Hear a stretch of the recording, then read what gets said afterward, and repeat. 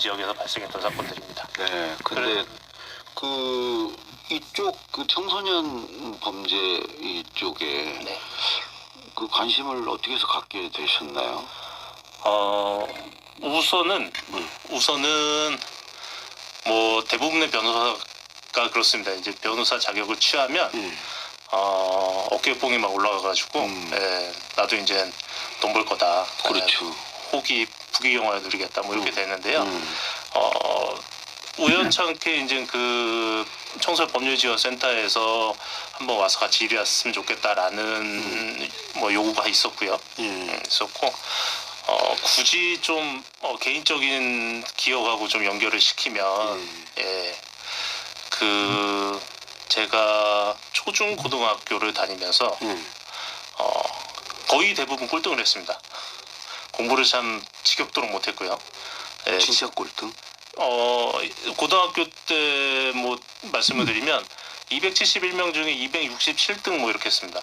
꼴등은 아니네. 뒤에 있는 친구들은 저기 운동부 친구들이었는데 요즘은 운동부 친구들도 공부를 좀 하긴 하는데 저희 때는 운동부 친구는 아예 수업도 안 들어왔거든요. 그래서 그 친구들보다 못하긴 힘들더라고요. 그래서 꼴등을 했고 고등학교 2학년 때 뭐 정학 그리고 고등학교 3학년 그러니까 2학년 3학년 올라가는 시점에 또 뭐 다른 범죄에 연루돼서 뭐 그 강제 전학당하고 뭐 이런 경험들이 있습니다.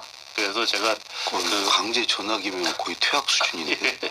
그래서 뭐 소위 말하는 비행 청소년들 이런 청소년들에 대한 어떤 저 자신의 경험 그리고 제가 뭐 학창 시절에 그러고 살았던 것 그리고 학창 시절에 저 때문에 피해받았던 분들 이런 분들에 대해서 뭐 조금이라도 좀 사죄하는 마음과 뭐 거기에 대한 실천 뭐 그런 것이라고 약간 미화시키면 그렇게 되고요.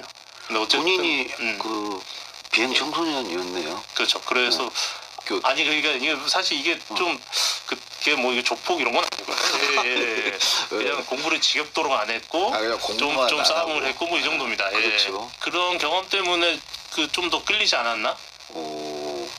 그래서 이런 일로 이제 어떻게 보면 이제 갚는 건데 그런데 이제 가해 학생을 변론하다 보면 이제 당한 쪽 피해 학생이나 또 청소년의 부모님이나 그분들 입장에서는 우리 변호사님이 하는 그런 게 뭐 피해 학생을 공격하지는 않다고 하더라도 되게 이제 어찌 보면 2차 가해 같이 느껴질 수 있을 것 같은데 그분에 대한 생각은 어떠세요? 실제로 그래서 이제 항의를 하신 분들도 많이 계시고요. 특히나 이제 부천시라는 지방자치단체에서 운영하는 기관이었잖아요. 그러니까 아니 나라에서 이러한 기관을 운영해서 저 나쁜 놈들 변론해주고 이게 맞냐 이런 식으로 항의하시는 분들도 많이 계셨고요. 그러니까 이게 항상 대략 난감한 게 가해자를 변론한다라고 하면 가해자 변론은 곧바로 피해자에 대한 공격이라고 생각하는 사회적 분위기가 커요. 그리고 실제로 그렇게 하는 분들도 계시고요. 소위 얘기해서 이제 돈 많이 주고 사선 변호사 사는 경우, 그래서 사전 변호사가 정말 충성을 다해서 모든 수단과 방법을 동원해서 이제 뭐 무죄 또는 이겨야 돈을 더 받고 이런 게 있으니까 뭐 그런 경우에 뭐 종종 나타나는 현상들이고요. 저희 센터 같은 경우는 이제 범죄 청소년인과 동시에 사회적 취약계층만 지원을 했거든요. 그럼 이분들은 뭐 수임료나 이런 거 없이 변론을 받나요? 그러니까 기본적으로 보호를 받을 가정이 없고 가정이 있다고 하더라도 보호를 해줄 능력이나 의지가 없고 그리고 뭐 사회적 뭐 지역 커뮤니티에 의한 지원도 어렵고 그런 친구들이 주로 대상이었죠. 그래서 뭐 그랬기 때문에 뭐 일단 그 센터의 존재의 전제 자체가 그렇고 저의 생각도 그렇고 뭐 예를 들면 오랫동안 상시적으로 자신이 노출되었던 현재의 모습이 되어 있어요. 이 친구들을 한 명이 나타나서 그래 너 다 이해해. 너는 뭐 이렇겠지. 이제 무슨 뭐야.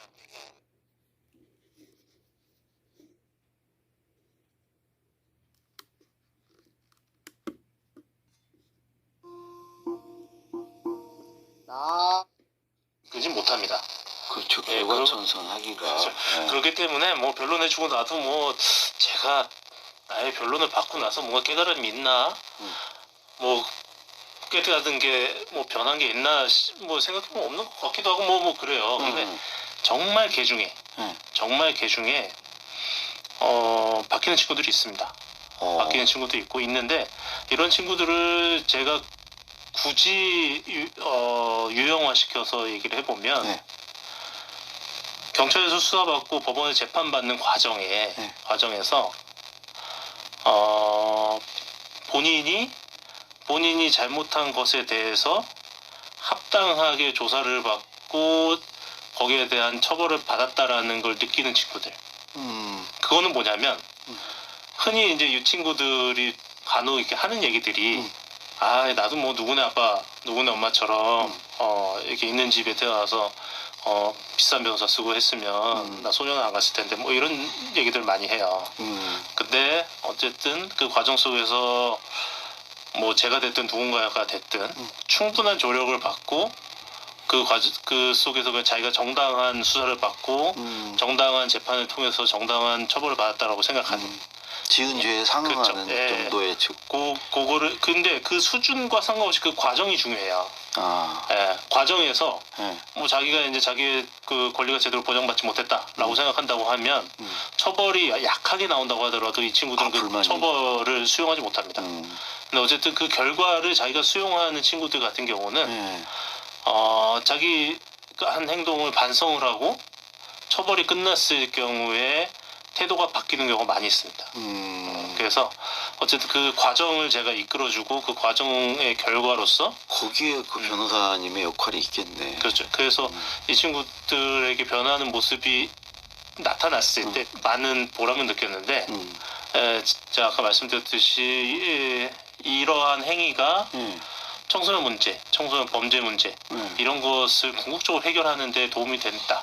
그리고 이거를 해결하는 것이 피해 청소년들에게도 궁극적으로 도움이 될 거다. 이런 어떤 얘기를 식으로 도움이 돼요? 피해 청소년에게. 다시 발생하지 않으니까요. 우선은 다른 피해자들이 또 네, 그 친구가 또 피해를 받을 수도 있고 다른 피해가 발생할 수도 있고 요것도 여기 하나 또 있고요. 또 하나는 범죄자가 혹은 비행 청소년이 자신의 행위를 반성하지 않는다고 하면 예컨대 어떤 행위를 저질러서 처벌을 받았는데 처벌 받으면에도 불구하고 내가 국가가 처벌하니까 난 어쩔 수 없이 처벌은 받지만 나 잘못하지 않았어. 더 반발하고 피해자한테 미안한 거 없어. 라고 얘기했을 경우에 과연 그 피해자가 그 궁극적인 치유를 받을 수 있을까? 뭐 이러한 생각도 한번 해볼 수 있겠죠. 좀 그렇긴 하네요. 그렇게 이제 변론을 하고 선처를 요구해서 그냥 그런 것들이 받아들여져서 이렇게 뭐 교화가 된다고 그러나? 그렇게 해서 그 사람이 바뀌어서 그런 사례가 좀 많이 있습니까? 그러니까 그런 사례가 많아야 되는데요. 실제적으로 그렇게 많지는 않아요. 제가 6년 동안 정말 많은 친구들을 만났지만 그렇게 많지는 않았고요. 그 개 중에 몇몇 친구들을 만났고 그런 친구들의 이야기를 담은 게 사실 제가 최근에 쓴 책이기도 하고요. 그 책 제목이 나는 왜 소년범을 변호했는가입니다. 왜 변호했어요? 그렇게 바뀌지도 않는데. 네.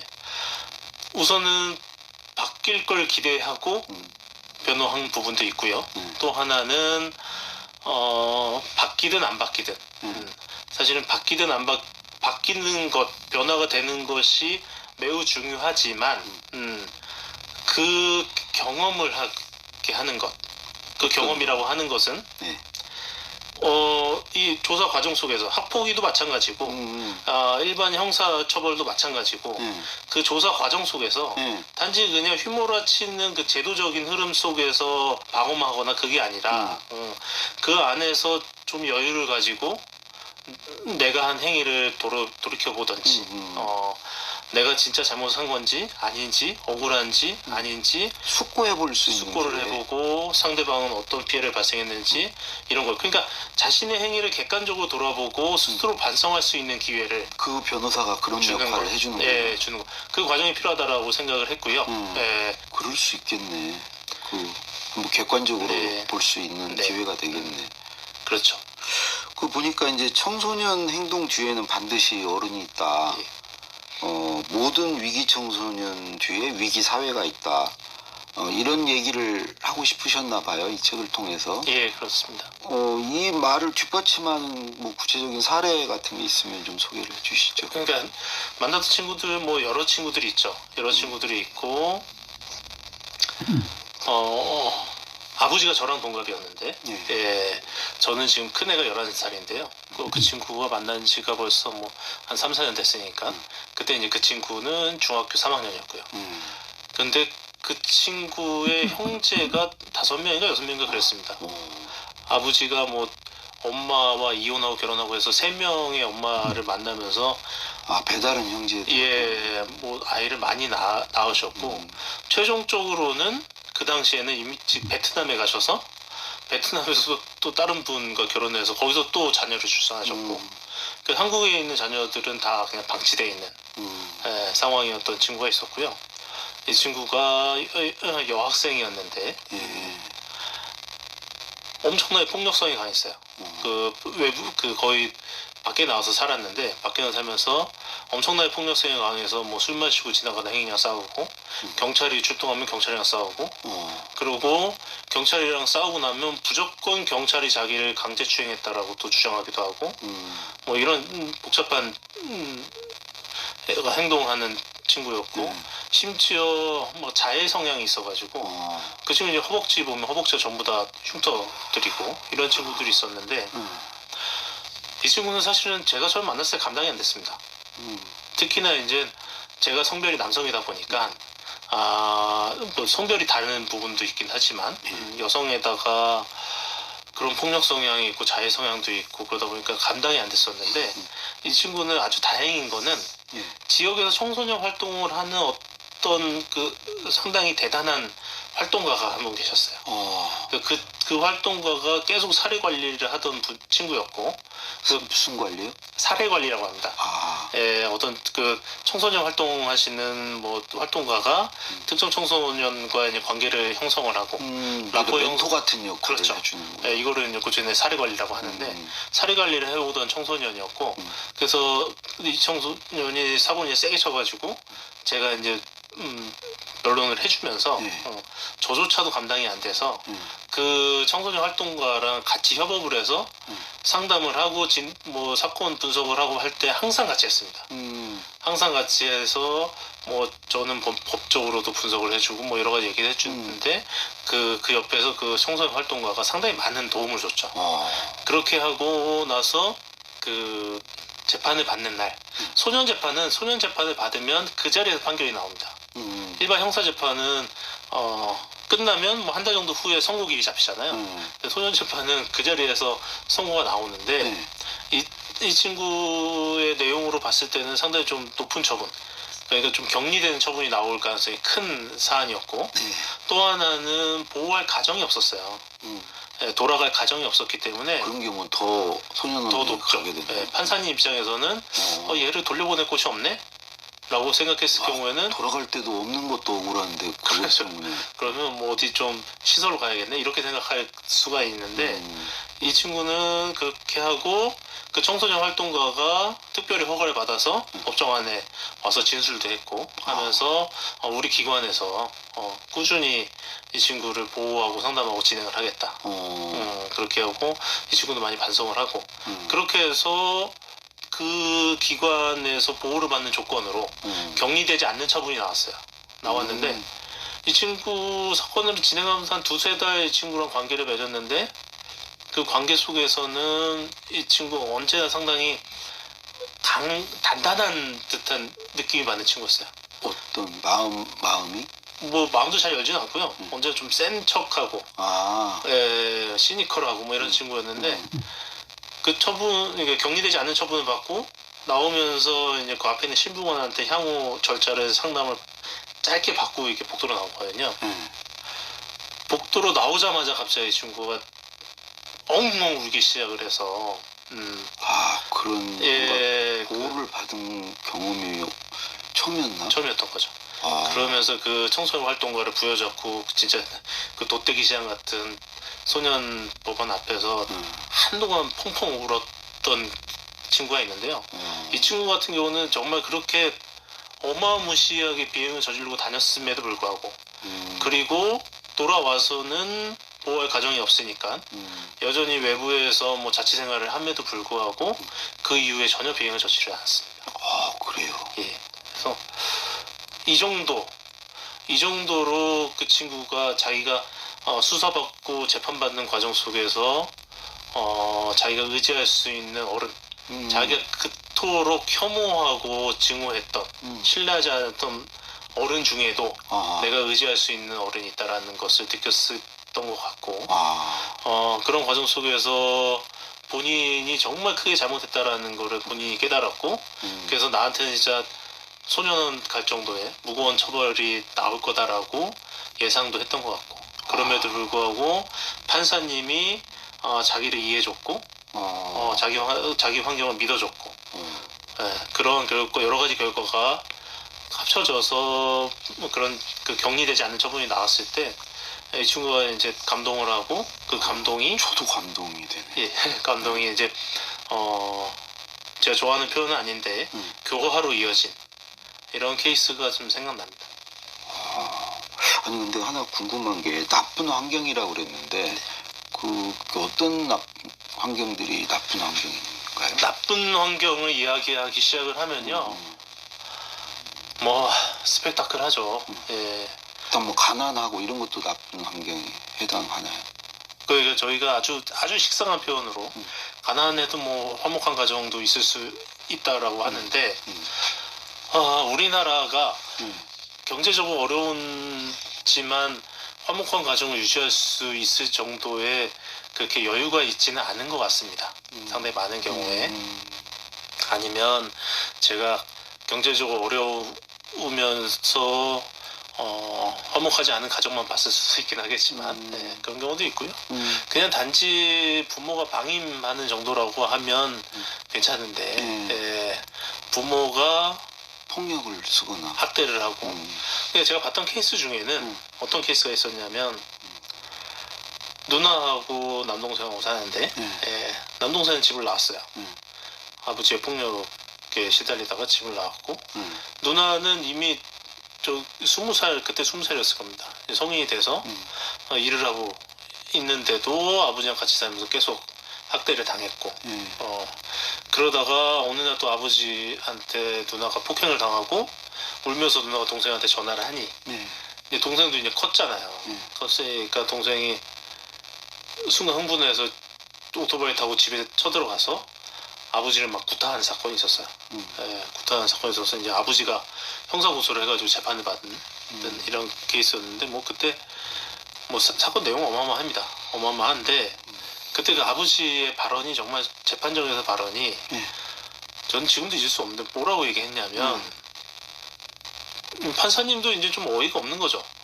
본인이 그렇게 애들을 학대해놓고 아들이 분노가 폭발해서 때렸더니 그걸 형사고소해서 아들을 처벌해달라고 얘기하고 있으니 판사님도 어이가 없어가지고 그때 따님을 왜 때렸어요? 라고 얘기하니까 아버지가 뭐라고 얘기하냐면 다른 집 애들은 고등학생만 돼도 자기가 알바해서 부모님한테 용돈 주고 하는데 이 녀석은 20살이 넘어서 직장을 다니는데도 나한테 용돈 한 번은 안 줘서 돈 달라고 했는데 못 준다 라고 얘기해서 교육 차원에서 때렸습니다.